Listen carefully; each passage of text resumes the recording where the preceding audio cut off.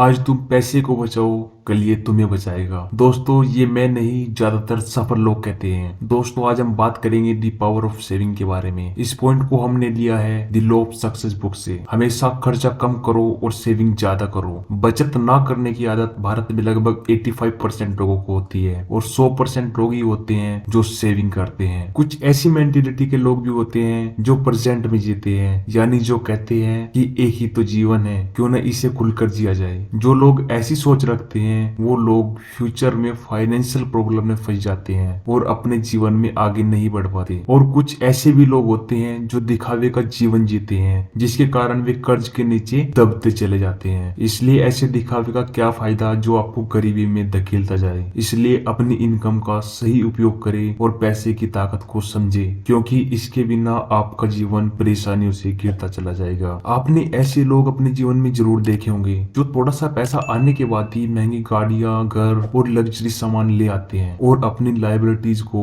बढ़ाते चले जाते हैं, जिसके कारण वे कभी पैसा सेव नहीं कर पाते। नेपोलियन हिल ने अपनी पुस्तक द लॉ ऑफ सक्सेस में सेविंग का जबरदस्त फॉर्मूला बताया है। सैलरी का 20% हमेशा सेव करें, फालतू चीजों और खर्चों से बचे, और सैलरी का 50% घर के खर्चे के लिए रखें, और सैलरी का 10% अपने बच्चों की एजुकेशन के लिए सेव करें। सैलरी का 10% अपनी फैमिली के मेडिकल खर्चों के लिए सेव करें और बचा 10% उसको अपने एक्सपेंसेस के लिए, या फिर आप उन पैसों से अपना लाइफ इंश्योरेंस करा सकते हैं। कुल मिलाकर आपको अपनी इनकम का कम से कम 10% सेव करना ही करना है। अगर आपकी सैलरी 40,000 रुपए है तो आपको 4,000 रुपए सेव करनी है। सेविंग से आप अमीर बन सकते हैं। अगर आप यह सेविंग 18-20 साल तक करते हैं तो आप सोच भी नहीं सकते आपके पास कितनी सेविंग होगी। अगर आप कम उम्र से ही सेविंग करते हैं तो आप एक उदार फ्री जिंदगी जी सकते हैं। हम अमेरिका की किसान की कहानी आपको बताने जा रहे हैं, जिसका नाम सेम था। सेम ने कुछ कारणों की वजह से खेती करना छोड़ दिया और काम की तलाश में इधर उधर भटकने लगा। कुछ दिन काम की तलाश करने के बाद आखिरकार सेम को एक प्रिंटिंग प्रेस में काम मिल गया। वह एक प्रिंटिंग प्रेस कारखाना था।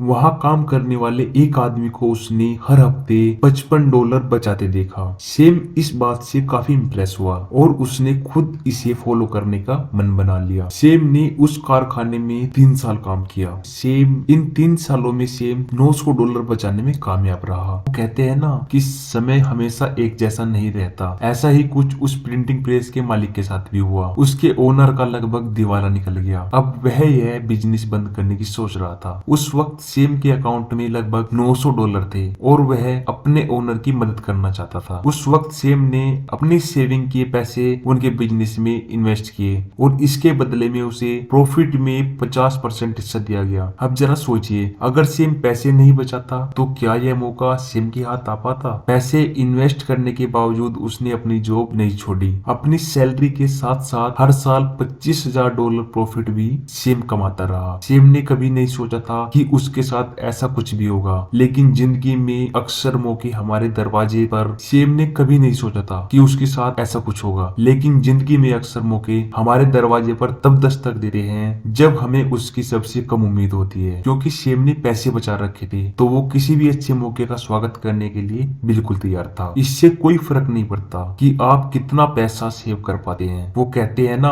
कि बूंद बूंद से घड़ा भरता है, तो आपकी छोटी से छोटी बचत कब एक बड़ा अमाउंट बन जाए आपको पता भी नहीं चलेगा। और क्या पता जिंदगी आपको भी सेम की तरह कमाल ऑफर दे दे। अपने जीवन में हमेशा सेविंग करें, चाहे आप कम सेविंग कर पाते हैं, लेकिन जरूर करें। जिंदगी में वही छोटी छोटी सेविंग एक दिन बहुत बड़ी अमाउंट बन जाती है। जब आप सेविंग करने लगेंगे तो आप समझ जाएंगे द पावर ऑफ सेविंग।